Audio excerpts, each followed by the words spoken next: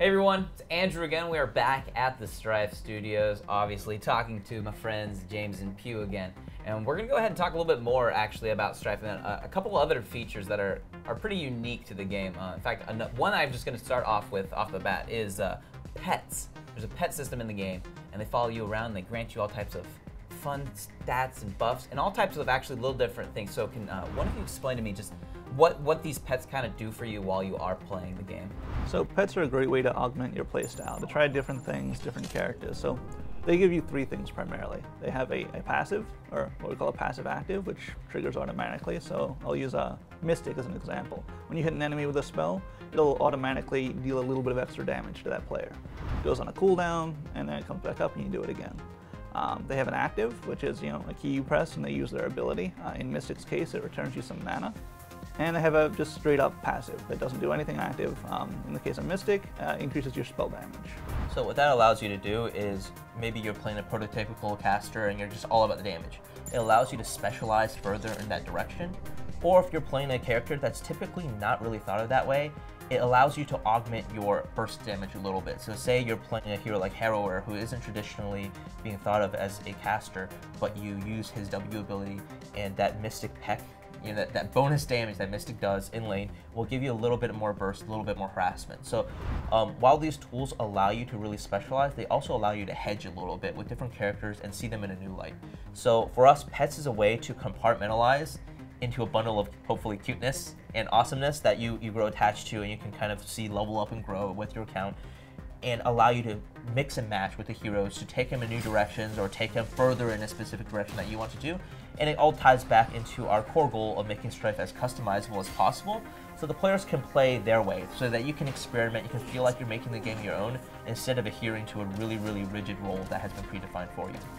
So apart from these pets, which very customizable on how you want to use them, there also happens to be customizable items in the game, which is something that I think is very new. You don't usually jump into a lot of other MOBAs and kind of decide what you want your item to be. It's kind of a set in stone, this is what this does. You're either buying it or you're not buying it. But tell me a little bit about in Strife how you can really build something to exactly what you want from it.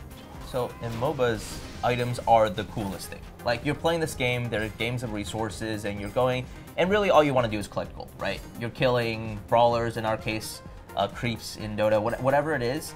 You're killing little dudes so you can get gold, you're stealing all their money, and you're taking it to the bank, and you're getting big shiny objects to crush people with, right? So the items are the stars of the game, in addition with the heroes. So for us, it's all about expressing that customization once again through the items. And what our crafting system allows players to do is it empowers them to take their favorite items and change out the components in them so that they have different core stats. And what that ultimately ends up doing is it opens up more options to more heroes. So an item that traditionally fits a specific hero archetype, once you switch out the components and the core stats that it gives from power to health, maybe now it fits a bruiser more or a tank more. And it enables you to look at the whole variety of items that we have in Strife and see possibilities, not restrictions. Not like, this hero, I have to get this item, and this item only works for this type of hero, and that's it. It really enables you to think and really encourages you to think creatively about what possible fits there could be. And you're just constantly discovering what you can do with your character and what you can do with your hero. So between changing different pets and doing different crafted items or changing the default components in an item, you can really just play the game a myriad of different ways. When you see that Claudessa on the other team, which is typically kind of a tanky character, she has a big shield. She may choose to play tanky, she may be really hard to kill, but she might go full support power and trying to just maximize her spells and then not be as tanky. You can get a lot more variety out of the game that way. So basically, from just going from either using the in-game set items to either crafting your own, there's really no specific like you're not going to get a ridiculously overpowered stat by just crafting your own thing. The crafting system tries to keep everything fair. You can actually get more power on your power conduit by adding an enchantment to it, but you're going to pay some extra gold for it. It's actually going to change the in-game cost of the item when you go to buy it. That makes sense. That makes sense. That I can see how, yes, it technically is better than a different top tier item, but that makes up for it in its gold cost. You won't be able to finish it off as fast as you would with one of those other items. But if you're going into an extreme late game situation, that might pay off for you a lot better having that extra stat on there for that extra gold, because you might have that gold from that long-term game advancement. So very, very cool. It's definitely something that everybody should take a look at if you are looking forward or need to go download the beta right now, since it is live. So you can always head over and check that out at strife.com. And until next time, we'll see you guys in the next video.